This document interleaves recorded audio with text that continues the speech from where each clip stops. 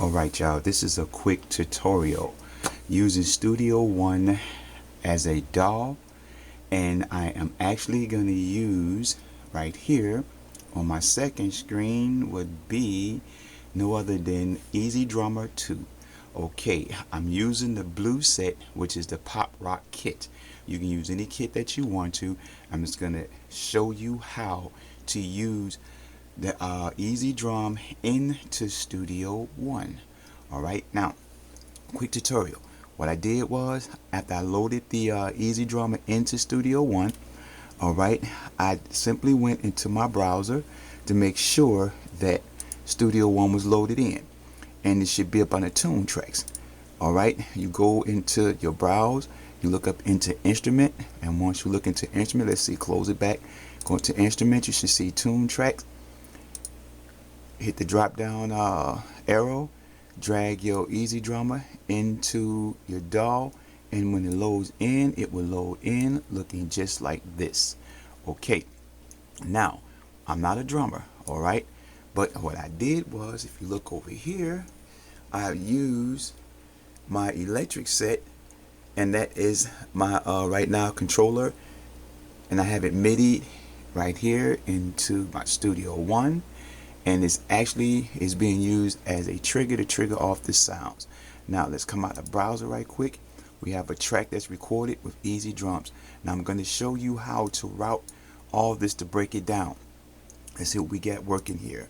Okay, what we have working here, I'm going to turn the speakers on. Give me a minute, because wifey upstairs, she's asleep, and I don't want to disturb her peace. So what I'm going to do here, I'm just going to quickly run to my speakers, and I'm going to turn the speakers on. They're on now, and we're going to hear what it's actually sounding like, and let's do it.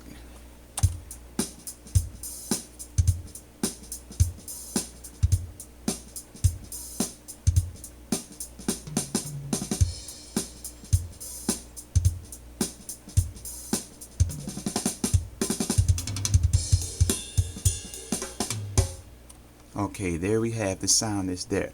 Like I said, I'm not a drummer, alright? You all know me, you know what I play. Okay, now, what we're going to do here, now as you see, this little doohickey here, we're going to open up where it says instrument. Once you open up instrument and you have your first track, you're going to see ezdrum. You're going to hit the drop down. When you hit the drop down arrow, another box will pop up. You're going to go to expand. Once you go to expand, now the reason why you're going to do all this, because first of all, before you do that, let's just leave it here. Alright, you're going to go back to ezdrummer. You're going to go here to the top where it says mixer. Alright, when you say mixer, now look, when I play the drum set again, you see everything is being played right here. Alright, that's being used. The toms, the kick, the hi-hat, you know, the cymbals is being played. So what we want to do, we want to simply go to the mixer. Your first will be the kick right here, your first mixer. You want to hit the drop down arrow by number 1, hit multi-channel. Alright, go back to the drums. Now after we do that, we're going to go back over here with what we had already opened up. Now we're going to begin to check right here. We're going to check each box all the way till we get to 9. Alright, drag it down, 6, 7, 8, 9. Close that back. Now you see the faders that are open up. Now I like to take my faders and go right here back to the first box before you get to the ezdrummer mix. And I like to go right above the inputs and hit that little arrow which close that down. See that? Alright. And then the reason being is because you're going to have room to do the next step. Now go back up here to this plus arrow, hit that plus arrow. I've already preset my boxes. I name my kit custom. You want to make sure type is audio. Alright, you don't want to do nothing else with that, because you also want to have instrument, you know, automation folder, but you want to keep it at auto. Alright, the count is 9, which is 9 faders here. Leave it at auto color, whatever you want to change your color. Leave the format as stereo. You do not want mono, you want stereo, and there's a reason why. I'm gonna let you know that. Leave it at preset, no preset. The input is going to be ezdrummer. Of course, output main, everything checks okay, hit okay. Alright, Now you see what happened once you do that? And the reason being is now you have everything you need to work with for the recording, to break everything down. Now watch this. Each piece is going to be on each mix. The snare, the kick, the toms, the hi-hat, the cymbals, you know, if you're using the up and the lower snare. Now I like to take, because I have two screens and I have this option here. All right, see here I have the option. I'm going to take this right here and I'm going to literally move it, because I need to have the room here. And you might have to press that arrow one more time. All right, there we go. Now once you take that and you have to press your arrow here, I mean slide over here so I can do that because I have this here. All right, then you go back here. Okay, and as you're going back there, you're gonna go to each drums right here, and then right up, I always say ezdrummer 2, drop down. Okay, 2, same thing. And what you're doing is you literally is gonna have it where it can record. Let's just keep doing this way. 4, 5, 6. Remember, this is a quick tutorial. All right, 7. It's a process. 8.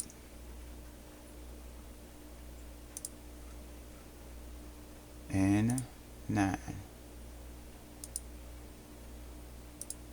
All right, now that we have it that way, and you should name each of your pieces. Like number 1 would be the kick, you know, then you have the snare top, snare bottom, then I think the next would be hi-hat, so on and so on, but I'm not going to name mine right now. All right, but just for some of you all just don't know what I'm talking about, you click it right there. All right, and then you back, and we're just going to go this way. Make sure you name all the rest of your stuff, you know, what you're using. Okay, that's kick, so we'll go right there. This to let you know. Then sometimes you might want to go right and left, what have you, but I'm doing a quick tutorial. You hit each of those right there, you know, you want to arm them to record. All right, now some of them not going to be used, but we'll just wait till after record. Now I come right down here, right to the M and the S right there where it said normal. I normally shrinks it where I like to see everything. Okay, now let's just put the first one, ezdrummer. We're gonna mute it. I'm sorry, not gonna mute it yet. Yeah, we're going to unarm the record. You don't want to record that twice. All right, now watch what's about to happen here. Now as you're playing it, you see everything lighting up, and the reason why I come is lightening up because that's letting you know you have a signal. See, your signal's coming through. Everything is being used. Now here come the record. It's simply press the record button, and here we go. And it's recording everything. And I'm gonna let you see that once we get it all going. That's how you break each piece down. All right, there we have it. Now we're going to take this and we're going to mute the top. We're going to hit rewind, and now we're going to play. All right, now let's take this and undo each one. Rewind. There you have it. Now I'm going to enlarge this so you can actually see, you know, your signal or your waves. Let me see here. Okay, that's a little bit too. Let's go small, where you should be able to see everything right there. And then let's see here.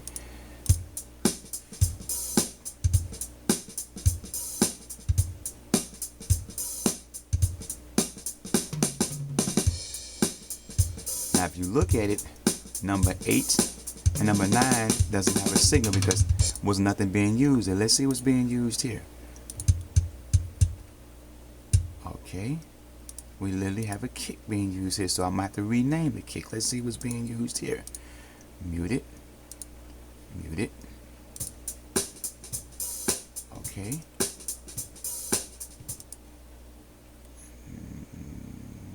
Mute.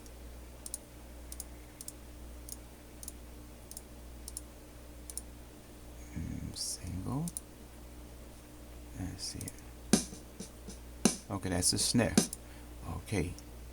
I did not name it snare, I named it kick. So therefore, we're not going to worry about that. We know what we have to do. Go in and rename it, right? That's your upper and your lower snare. Right there. So for those of you who might be just a little slow, alright, we go there. We go snare top.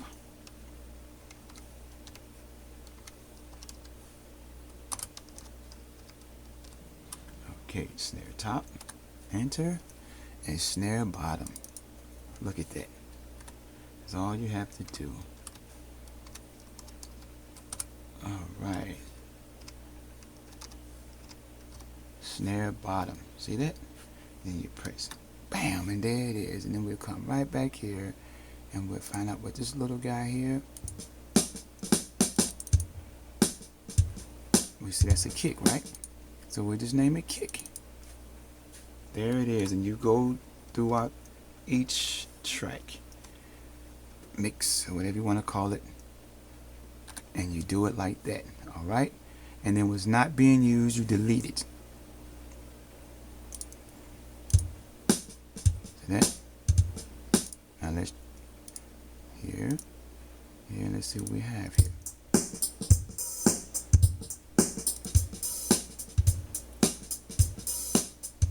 And as I'm looking, I see 7 and 8 is not being used, and that's what probably I would delete, probably 6, 7, and 8.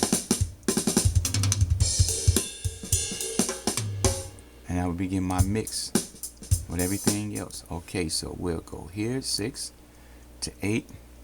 We'll delete. We don't need that anymore. Remove tracks, and there you have it. Let's see if 4 have to be deleted.